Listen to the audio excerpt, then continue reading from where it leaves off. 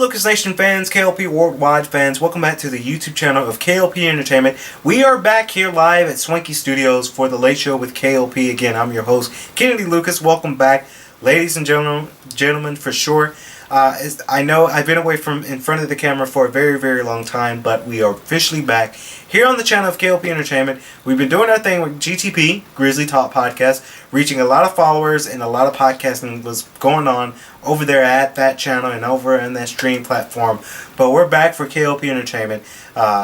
Welcome back, guys, to the show. Now, we're going to go ahead and get on to the show. Now, before we get on to the topics today, please be sure to like, comment, and subscribe, and hit that bell notification on the channel, on the page there, so you guys can get a notification when we film our next and upload our next show. So we're back here in the studio. I want to talk about two topics. First topic, this is really kind of hurting a lot of our feelings right now because the success of superhero movies has been booming for the last, I want to say, about 4 to 5 years. So we all know about Marvel, and they're killing the game in Marvel. Of course, the latest Marvel movie was Spider-Man, honestly, but my favorite latest Marvel movie was Avengers Endgame. A lot of actors that are not in the MCU universe, they're hating on superheroes movies right now. I've read posts of different romantic comedy actors and actresses that are wishing there was not so many superhero movies. Why are people crushing us? You know, why are people crushing directors that's making these superhero movies right now? Marvel is making a ton, and I do mean a shit ton of money for their movies right now. We did have the whole scandal, the whole scare of Spider-Man leaving Sony and leaving itself, but Sony is keeping Spider-Man in the MCU, which I think that was a smart decision because Spider-Man makes a lot of money too within the brand. So it's a smart decision for Sony to keep Spider-Man in the MCU. I'm hurt. I am very, very hurt about these actors and actresses and even directors wishing that there were more romance comedy movies, more serious movies. Honestly, if you're really that upset, go out there and just make a movie. I mean, I don't want to roast actors and actresses. Martin Scorsese says something about it, and he's one of my favorites. But if you want more serious movies out there in the world, just go do it. You know? Don't cry about it. Just go do it. I want you to go do it.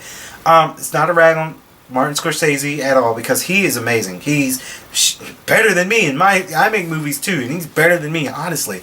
But I hate it when everyone's in the same kind of industry. They try to tear each other down.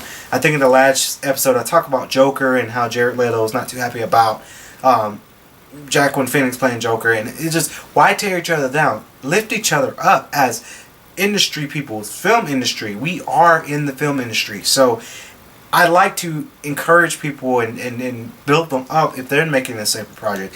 I have friends on campus right now that's making movies right now as we speak, and I tell them, okay, good idea, let me know if you need any help, let me know if I can be any assistance to you. Again, in the film industry, it's very competitive. Honestly, I think superhero movies that are at its prime right now. I really am liking the different styles and different style of superhero movies that are coming out. Who can beat Endgame? I don't think any Marvel movie can beat Endgame right now. I can't wait for the next wave for sure. I can't wait for Black Panther 2. I can't wait for Doctor Strange 2. Guardians of the Galaxy Volume 3. I cannot wait for these different types of new phases, new movies that's coming out. Blade is coming out. That's going to be amazing. I honestly think it's a thing where movies that are kind of serious, they're not in development because it's just people are on vacation. People are taking some time off. Even Jennifer Aniston said that she wished there were fewer superhero movies and more romance comedies, which is true. I like a good romantic comedy. My specialty is in romantic comedy as well when I make my films, but I think it's that slope where they're not finding as much work. So, which is not too bad for Jennifer Aniston as I speak on her, because didn't she sign a deal with Apple to do a kind of comedy for Apple? So she's doing her thing too. So I'm not really too sure why she wants fewer superhero movies. Maybe she wants to be in a superhero movie. I would love to see Jennifer Aniston play in a Marvel character. I would love to see that. So it's just kind of that drought of tearing each other down is just, it's just, it gets to you, It really does get to you. Speaking of tearing each other down and being in the competitive spaces, of course, we're going to talk about it. So this is related to sports. Now, if you guys are not a sports fan, I'm sorry. But I'm going to talk about WWE versus AEW. I watched some clips of AEW. I get what they're trying to do. That's a hard market. That's a very hard market to reach into simply because WWE has been around for years, for centuries. They're doing more innovative stuff. Their pay-per-views are getting a little bit better. I did catch the SmackDown episode when Fox bought SmackDown, so SmackDown's on Fox now. Which, when that news broke out, everyone was like, "What? Fox owns SmackDown? Well, a part of SmackDown. Fox is on SmackDown right now? I mean, SmackDown's on Fox right now? See, I'm getting tongue twisted here. When I saw that, I'm like, okay, that's different. They redesigned the stage. They redesigned the logo. It's a smart move. Fox is doing this thing right now. Fox is doing this thing with their network, with sports, with Empire. I'm not going to get on the Empire. That's going to be another episode. Fox is doing it right now, and Fox is a good network to be on. So when we all heard the news that SmackDown is on Fox, we was like, okay, this might be a little different. So now you got Raw for USA and then Fox for SmackDown. So it's a good way to outlet themselves out there. AEW, I mean, I get it. I get that they want to be different. I get that they want to show fans authentic. And I'm not saying WWE is not authentic, because WWE is amazing. I did go to Raw when they came to in February to State Farm Arena. It was me, my little brother, my big brother, and my dad. We all four of us went. That was a really rocking good time. I don't think I would ever trans over to AEW simply because it's a childhood with WWE. I grew up with WWE back when it was WWF. So it's kind of a family thing with me. I do see like Cody Rhodes and Dean Ambrose and Chris Jericho, just to name a few, there with AEW. And I get that they want to be different from where they used to work at in WWE. Do I think they will win the war? I don't know, because WWE has a huge... First of all, they have a lot of money. In a business, when you have a lot of money in a business, you know that's going to go a long way if you market it well. WWE is on 2 networks now, not the same network. You got USA and Fox, 2 main big platformers to stream your shows. The pay-per-views are getting a little bit better. Again, WWE, if you're watching, some of your pay-per-views could be a little bit better. But that's besides the point. But the pay-per-views can be a little bit better. I saw Hell in a Cell. It was okay. I saw SummerSlam. It was okay. So it could be a little bit better. Crown Jewels. It was okay. Hopefully SmackDown is really good within the next year when they hit to Tampa Bay. Hopefully WWE, if you're watching, we're here in Atlanta. It's time for you to come to Mercedes-Benz, because if you come to Mercedes-Benz, I will be buying a ticket to WrestleMania. So please, next year, 2021, I want to say, come to Mercedes-Benz. It's that time.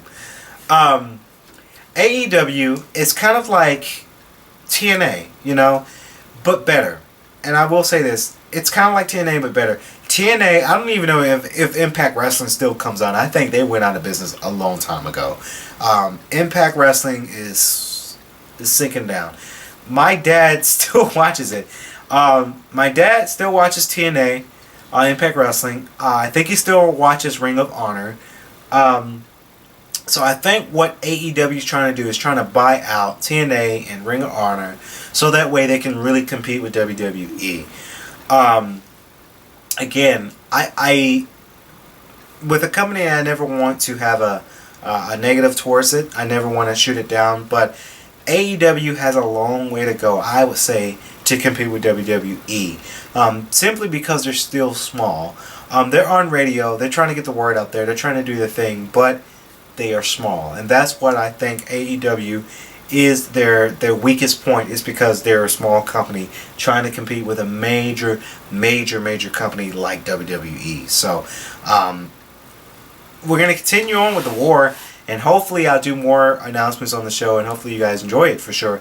But as of right now, it's not looking too great for AEW, but it's out there. People are noticing it. They're getting a lot of traction. They just, if you're trying to compare with WWE, you got WWE here. AEW is more like right here. So they got to bridge that gap to really compete with the WWE for sure. So that's the way I think of it. Hopefully, we'll watch the war and we'll see what's going on, and we'll see what comes next from AEW. So that's going to wrap it up here on The Late Show with KLP. We try to keep it short for sure for you guys here on the channel of KLP Entertainment. Again, please remember to like, comment, and subscribe to the channel if you are new to that channel for sure. And we'll see you guys in the next episode. We'll be coming back with more news announcements here on The Late Show with KLP. So I'm your host, KLP. See you guys in the next one.